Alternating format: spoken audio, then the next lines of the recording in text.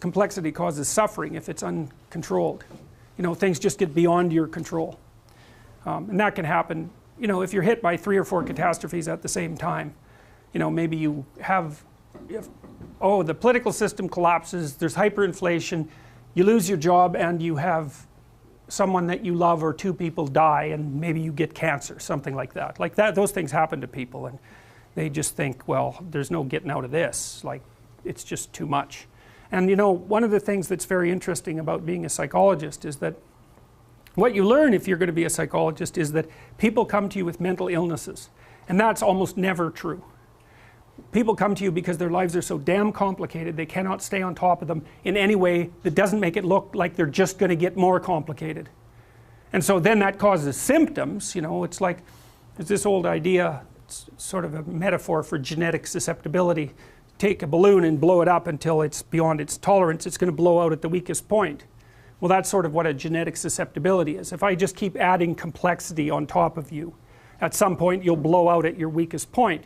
You know, maybe you'll get physiologically ill, maybe you'll start drinking, maybe you'll develop an anxiety disorder, maybe you'll get OCD, maybe you'll get depressed, whatever. There'll be something about you that's the weakest point, and if I just push, that's where you'll blow out. So that's a mental illness, but those things almost never just happen. Sometimes, but not very often. Usually people have just been hammered like 2 or 3 different ways, and then they collapse in the direction of their biological weakness, and then maybe you put them back together, but it's almost always a complexity related phenomena rather than a mental illness related phenomena.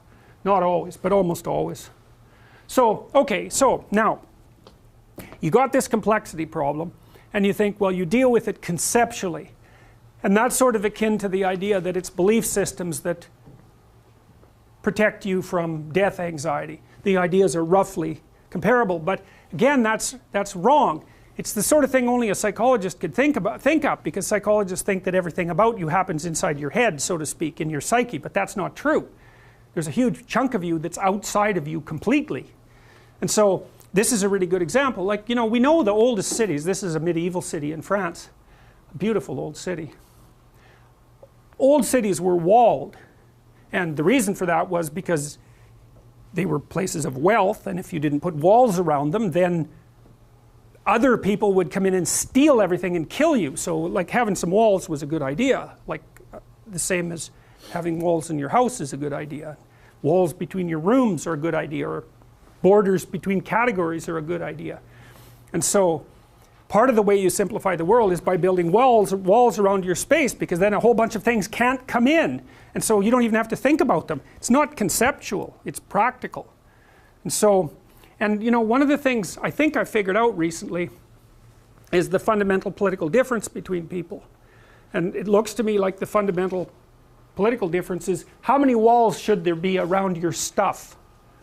And the ultimate liberal answer is 0. And the ultimate conservative answer is, well, bring on those walls, man.